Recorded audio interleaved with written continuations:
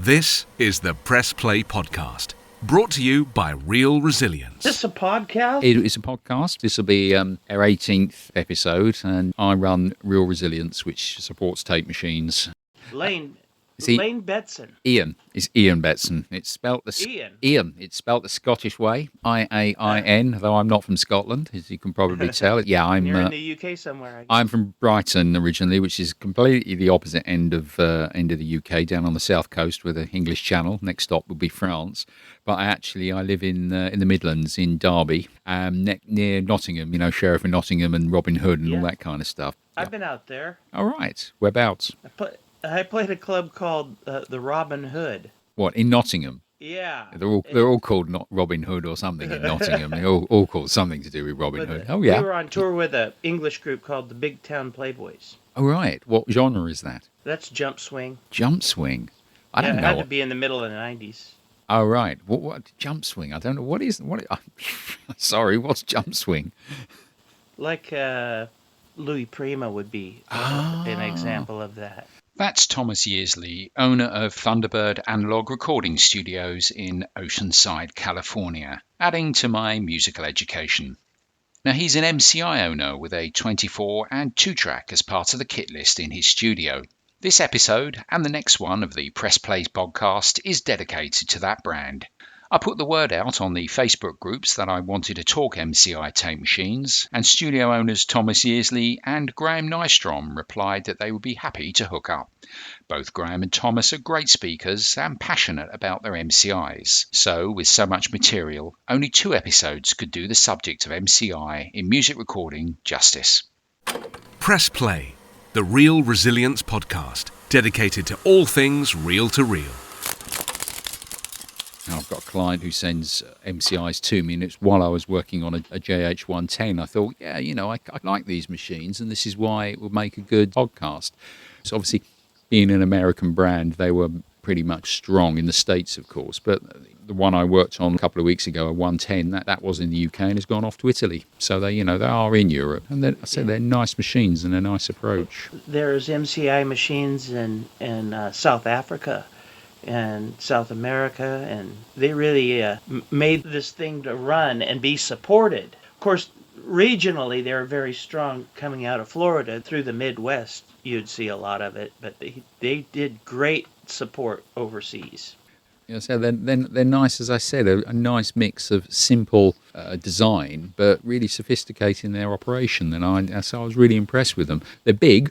They are big machines, but so be it. That's what they were. Apart from MCI, we've been busy with other clients' machines. A variety of TIAC, Tascam, Tandberg, Sony and Revox have come through the door. And, of great interest, an ASC AS6000S. It's a 2-track machine, and not to be confused with the UK-based ASC company. That company modified the Revox PR99 to make it more friendly for broadcasters. You may have seen one. They had a lot of the control knobs removed and a new front panel fitted. But this ASC is the German-based one and made one hefty machine in the AS6000S.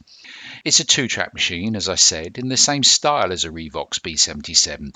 It even uses the same PAPS motors. But it's an interesting machine and well worth some attention. Our first 2 webinars have been well received, and we are running a third with a 4th one planned. Number 3 is about the approach to fault finding and will be on the 22nd of May, that's a Saturday, at 1500 BST, British Summer Time. Booking is via the Eventbrite website, that's eventbrite.co.uk, eventbrite.co.uk. Search for Open Reel Tape Machine, Fault Finding and Maintenance Techniques when you get there. A bit of a mouthful, I know, but Open Reel Tape Machines should find it. Alternatively, look on the Real Resilience website at www.realresilience.co.uk on the Events and Links page, or on our Facebook page, Real Resilience, for the booking link. And on to the subject of this podcast, MCI. If you don't know MCI, let me tell you, like the country they come from, they are big. And they also have fans in the power supply. Is the machinery getting into this interview?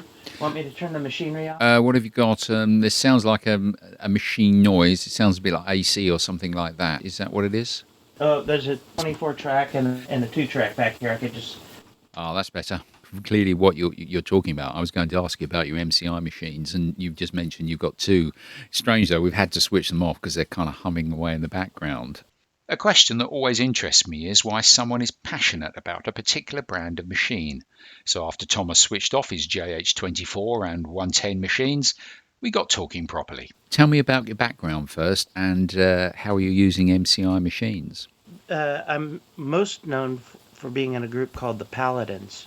And very early on, around 1981, my buddy and I, Dave Gonzalez, went to school for broadcasting, and always thinking that we would be doing this. But in the meantime, we had a fantastic musical career that took us all over the world, and the records used to be very expensive to make. So you were in...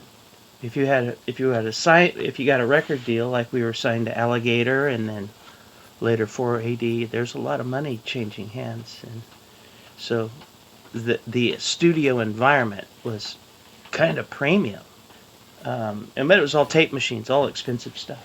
So when I got more space in my career to make records, I started getting tape machines. My first one was in 2005. It was a JH110 8-track, and that was at my side for 10 years.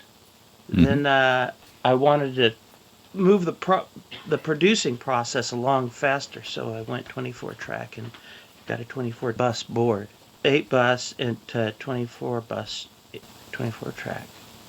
Very fast production line for knocking out records and doing bands and events. So it's always been MCI, has it, for your machines? Very early on, I had 80-8, and that was awesome.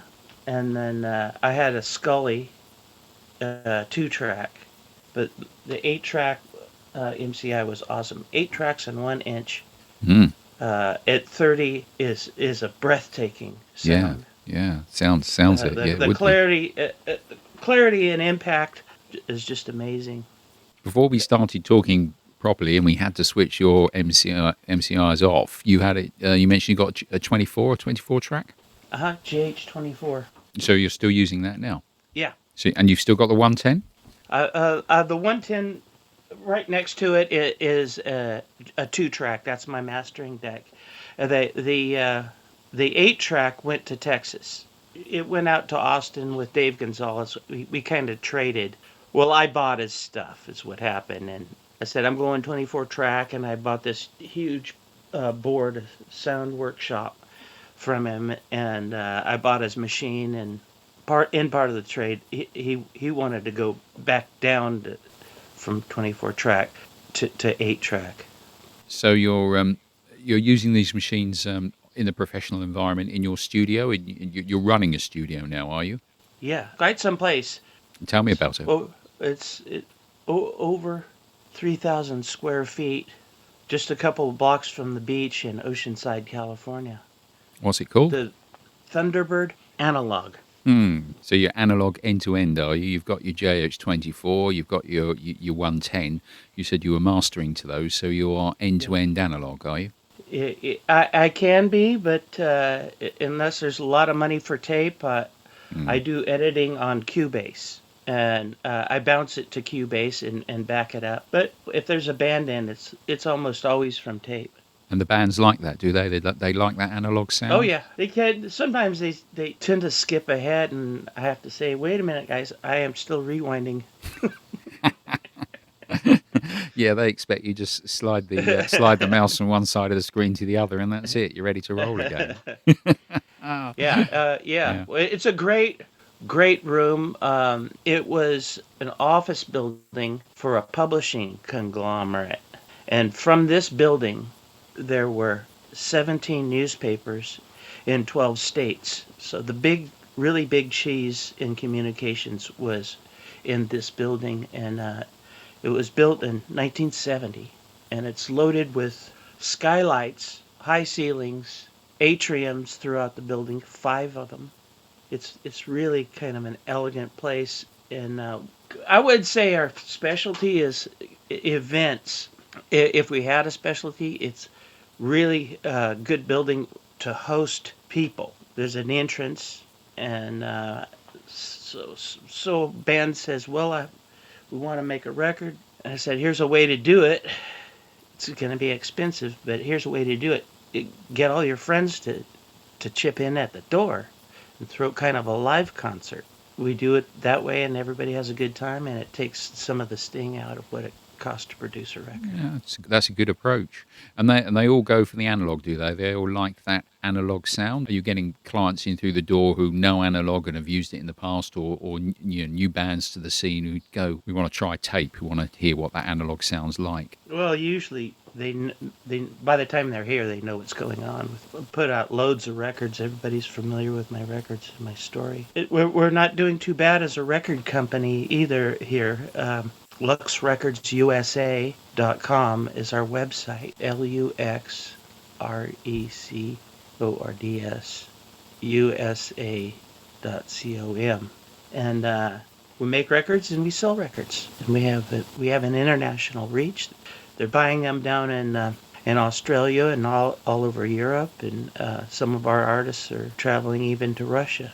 And what genre is that? Mostly rock and roll. Straight ahead rock and roll. Yeah, a little bit more vintage, I would say. There's this area where I am is loaded with great blues musicians. I mean, just fantastic musicians and young players. A lot of young players out here.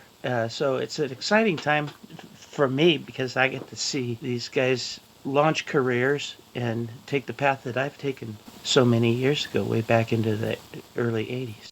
Find Real Resilience on the web at realresilience.co.uk and on our Facebook page, Real Resilience. As well as this podcast to promote Real Resilience, the reel-to-reel format in general, and to offer our experience, we also have a YouTube channel. As well as all the past episodes of the Press Play podcast, you can find other reel-based content too. The 2 past webinars are on there, and the stats show that they are well received. Incidentally, as a thank you to those who booked tickets for the webinars, I'm going to provide a free event to you in the coming year as a thank you for supporting me. Also, I am creating as and when a series of short tell me, show me videos on tape machine issues and faults that I feel will be useful. To date, there is one on what the tape tension switch does. If your machine has a large reel, small reel switch, this video outlines its function. And the latest video is on why the reels may be snagging on the tape as they go round. It could be something as simple as a bent reel, or possibly a more serious issue. Take a look to find out more. The channel is simple to find, just go to YouTube and search for Real Resilience. Back to my conversation with Thomas Yearsley of Thunderbird Analogue Studios. And the question that prompted this podcast. Going back to the MCIs, why do you love MCI so much? Well, I'm familiar with it. I've recorded on MCIs, all over the place. But there's a studio out in Lincoln, Nebraska, and it has this exact same setup, sound workshop board and a JH24. I stayed with MCI because my buddy Dave Gonzalez, he really liked that studio, and the guy that runs it out there, Charlie. So I said, I'll build the same thing here, and anytime you want to make a record, we've got things that you're very familiar with. The first one I found in the paper. You didn't see a lot of stuff online or like that. You just kind of looked in the paper, and it was way out in Hemet or something, and the guys really didn't know what it was, so I brought it home, and it worked perfectly. And then I had to move the studio, and I put the tape machine in and on a trailer and get it across town. And that's when some wires broke, and that's how I got in to know Steve Sadler, and he started to teach me all about these machines through his subscription, and I just know what's going on with them. So you maintain them yourself, do you? Yeah.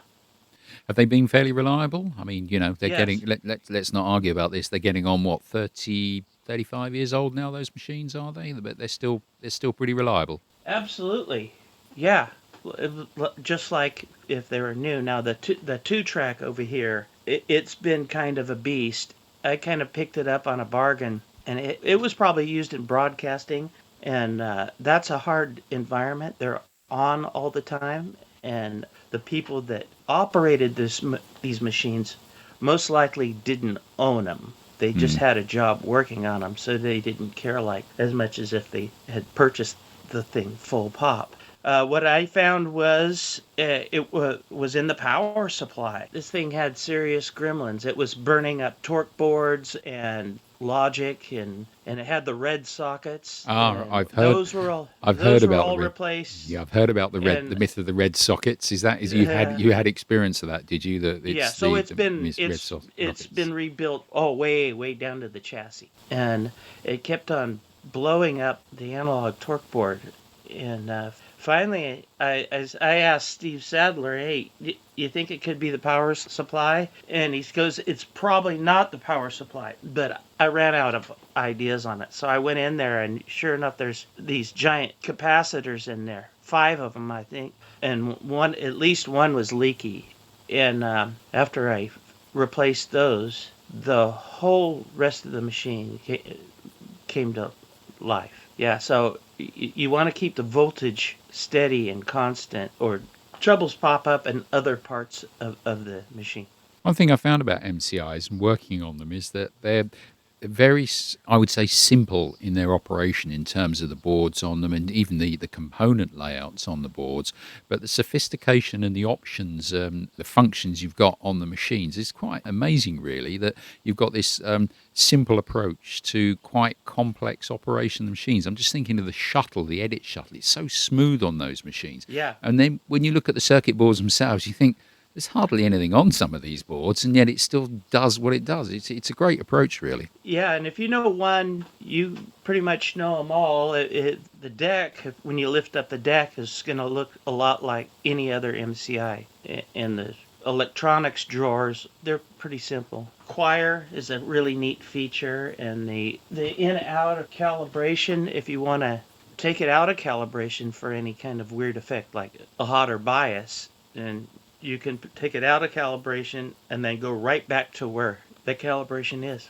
Just from a European perspective, I just think it's so easy to switch between NAB and IEC, which just is those switches on the front, and that's it. Job done. It is really simple. You don't have to delve into the innards of the machine to swap it over. It's a nice approach. I have a question for you or anybody out there. How do you get on the 24th track? How do you get those cards out? The chassis of the machine is in the way.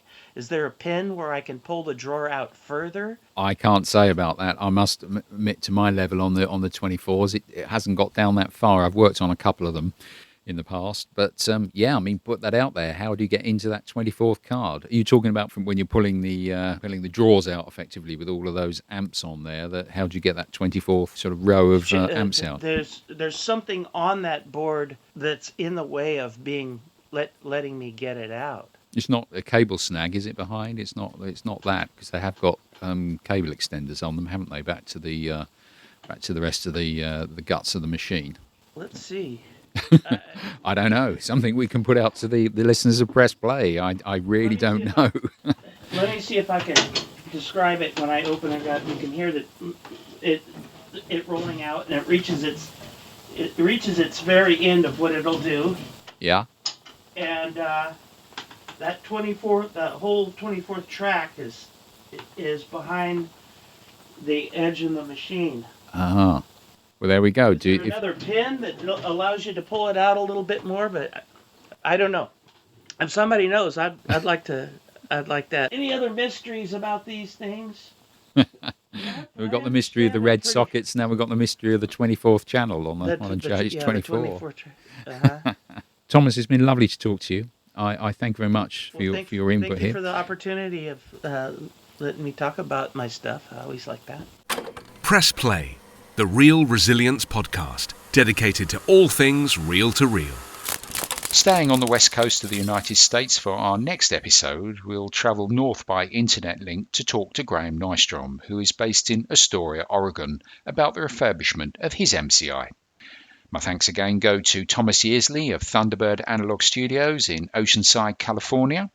I will put links to it on the Real Resilience website and on the YouTube channel and in the podcast notes. Until then, don't forget the webinar on open reel tape machine fault finding and maintenance techniques. That's on Saturday the 22nd of May at 1500 BST, British Summer Time. Best check a time zone application for your local time, so you don't want to miss it. MCI or EMI, Studer or Stellavox, ASC or Akai. We're all passionate about open reel makes, models and marks. It's what makes our world go round. So until the next time we press play, let's keep it real.